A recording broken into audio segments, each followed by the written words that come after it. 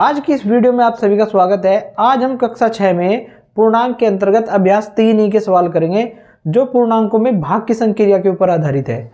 आइए इसको देखते हैं भाई, पूर्णांकों में भाग कैसे करते हैं। अगर हम सामान्य सा एक उदाहरण लेते हैं, 5 की हम 7 में गुणा करते हैं तो कितना आता है, 5 सत्ते 35।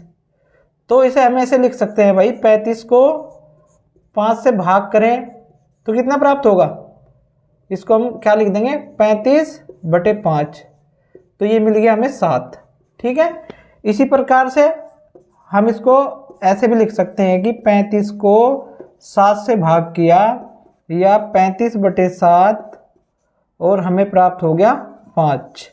ठीक है, इसी प्रकार की संक्रिया हम पूर्णांकों में भी कर सकते हैं। जैसे एक पूर्णांक है -6 और इसके गुणा कर रहे हैं हम +3 में, तो 6 18 और चिन्ह आएगा माइनस।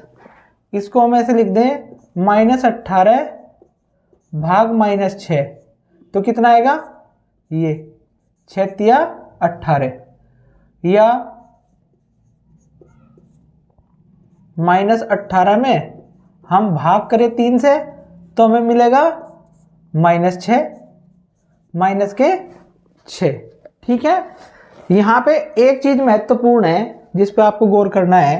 भाग करते समय यदि दोनों पूर्णांकों का चिन्ह है समान तो हमें प्लस का पूर्णांक मिलेगा। देखिए, जैसे यहाँ पे हमने भाग किया 35 को 5 से, दोनों पूर्णांक प्लस थे तो हमें प्लस का 7 प्राप्त हुआ। ठीक है,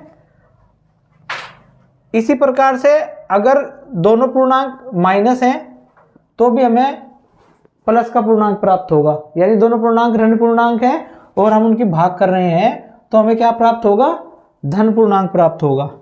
ठीक है, अगर दोनों पूर्णांकों में से एक पूर्णांक ऋण है और एक धन है तो हमें ऋण पूर्णांक प्राप्त होगा। इस बात को आप समझ लीजिए। अगर दोनों माइनस के पूर्णांक हैं, -3 को हमने भाग किया -3 से, तो 3 को 3 से भाग करने पे 1 आता है और इसका चिन्ह आएगा प्लस। ठीक है, अगर एक पूर्णांक माइनस है और एक प्लस है तो ये आ जाएगा -3, 2 तिया 6, ये प्लस है, ये माइनस। तो एक बात समझ में आ गई आपके, अगर भाग करते समय दोनों समान चिन्ह है दोनों पूर्णांकों के तो भागफल धनात्मक संख्या प्राप्त होगी, यानी प्लस वाली संख्या प्राप्त होगी। अगर दोनों के यानी अंश और हर के चिन्ह भिन्न हैं, अलग अलग पूर्णांक हैं, अलग अलग चिन्ह वाले पूर्णांक हैं, तो हमें भागफल ऋणात्मक प्राप्त होगा। सामने यहाँ पर ये महत्वपूर्ण बिंदु आए हैं। किसी शून्येतर पूर्णांक में उसी पूर्णांक से भाग देने पर भागफल 1 प्राप्त होता है। देखिए, हमारे पास कोई भी पूर्णांक है, मान लिया a मान लेते हैं हम, a को अगर हम a से ही भाग देंगे तो हमें भागफल 1 प्राप्त होगा। या -b में अगर हम -b से ही भाग देंगे तो हमें भागफल 1 प्राप्त होगा। यानी किसी पूर्णांक में उसी पूर्णांक से भाग देने पर भागफल 1 प्राप्त होता है। इसमें दूसरा महत्वपूर्ण बिंदु है, किसी पूर्णांक में 1 से भाग देने पर भागफल वही पूर्णांक प्राप्त होता है। a में हमने 1 से भाग दिया तो भागफल हमें a मिलेगा। इसे 5 में हम 1 से भाग देंगे तो भागफल हमें क्या प्राप्त होगा, 5, यानी हमें वही पूर्णांक प्राप्त हो जाता है। पूर्णांक शून्य में किसी शून्येतर पूर्णांक से भाग देने पर भागफल 0 आता है। देखिए, शून्य में अगर हम शून्य के अलावा किसी भी पूर्णांक से भाग देते हैं, 1 से भाग देते हैं 0, यहाँ पे 2 से भाग देंगे तब भी 0, 3 से भाग देंगे तब भी हमें 0 ही प्राप्त होगा। किसी भी पूर्णांक से आप भाग दे लीजिए शून्य में तो हमें हमेशा 0 प्राप्त होता है। अब सबसे लास्ट का और सबसे इम्पोर्टेंट भी है ये, किसी पूर्णांक में 0 से भाग परिभाषित नहीं है। कोई भी पूर्णांक है, जैसे 1 है, 1 को अगर हम 0 से भाग करना चाहें तो ये परिभाषित नहीं है। इसको लिख देते हैं हम अपरिभाषित। ठीक है बच्चों, और अपरिमित। ठीक है, इसको कैसे समझते हैं आप, देखिए, जैसे हमें 1 में 0 से भाग देनी है तो भाग देने का मतलब होता है किसी संख्या को बार बार घटाना। 1 में 0 से भाग का मतलब हो गया, हम एक बार पढ़ा चला 0 एकम 0, घटाया हमें क्या मिला, 1, फिर हमने घटाया 0 एकम 0, फिर क्या होगा, फिर 1 मिलेगा, फिर घटाएंगे 0 एकम 0। तो इस प्रकार से ये प्रक्रिया हमारी कहाँ तक चलती रहेगी, अनंत तक चलती रहेगी। और ये परिभाषित नहीं है। ठीक है, आपकी समझ में आ गया। चलिए अभ्यास प्रश्न देखते हैं। सवाल नंबर 1 है, भागफल ज्ञात कीजिए। 21 भाग -3, तो 21 बटा -3। अब देखिए प्लस है माइनस, दोनों में से एक माइनस है तो भागफल माइनस आएगा ना, 3 सते 21 माइनस के 7। इसी प्रकार से -36 को भाग करना है 9 से, इसे लिखेंगे -36 बटा 9। तो ये माइनस ये प्लस, तो चिन्ह क्या आएगा, माइनस। हमने बताया था अगर दोनों में से एक चिन्ह माइनस है तो हमें माइनस का ही भागफल प्राप्त होगा। तो 9 चौक 36 माइनस के 4। अगला सवाल है -18 भाग -6, -18 भाग -6। अब यहाँ पे दोनों क्या है, माइनस है, समान चिन्ह है, तो भागफल हमें प्लस यानी धनात्मक पूर्णांक प्राप्त होगा, 6 18। और इसका घ पार्ट है 35 भाग -7, इसको लिख देंगे हम 35 बटे -7। तो ये प्लस ये माइनस, भागफल माइनस का प्राप्त होगा, 7 पंजे 35, तो माइनस के 5 प्राप्त हो गया, हमें ये आंसर आ गया। अब यहाँ पे भी -51 बटे 17, ये माइनस ये प्लस, तो भागफल ऋण पूर्णांक प्राप्त होगा, 17 तिया 51 माइनस के 3। अगला सवाल है, शून्य को भाग करना है -11 से।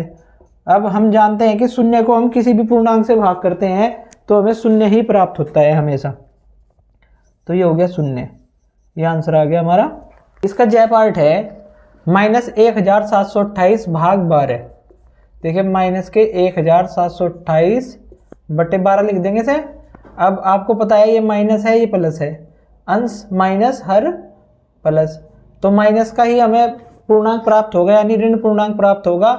अब 1728 को 12 से भाग करके देखते हैं क्या आता है।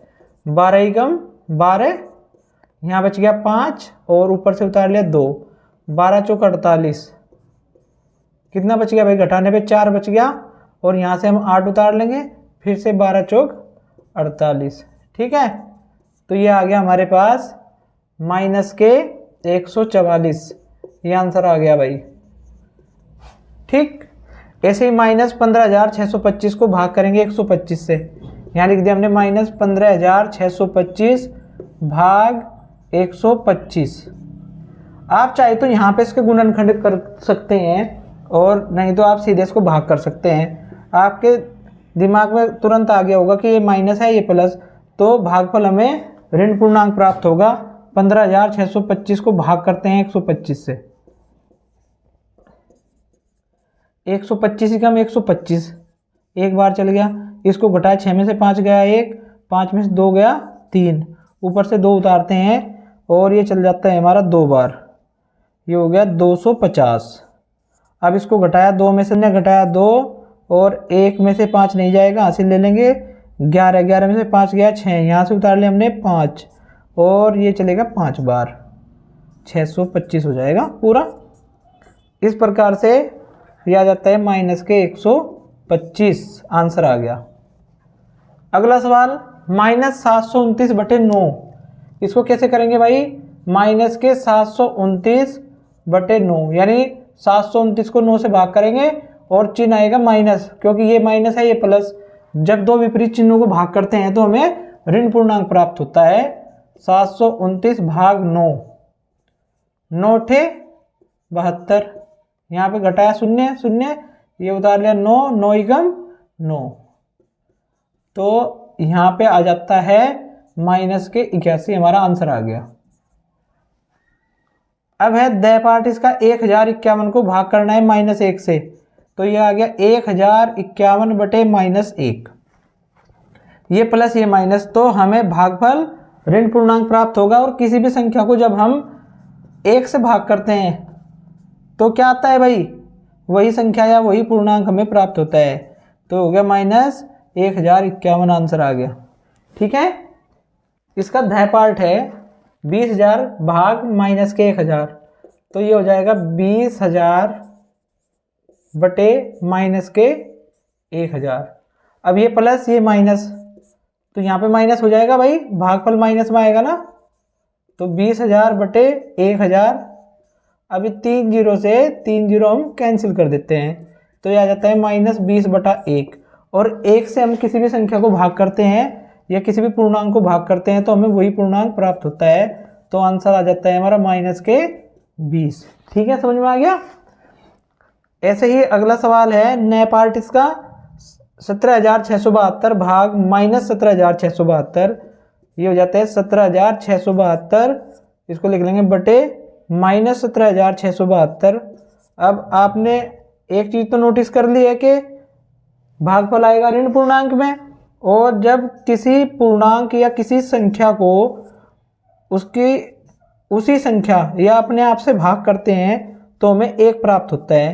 तो ये चिन्ह माइनस है और यहाँ से आ गया 1, तो इसका आंसर आ जाता है -1। ठीक है। सवाल नंबर 2 है प्रश्नवाचक चिन्ह के स्थान पर संख्या होगी। तो इसमें फर्स्ट पार्ट दिया गया है 18 - 3 प्लस 9 × 2 - 6। इसको हल करके देखते हैं भाई।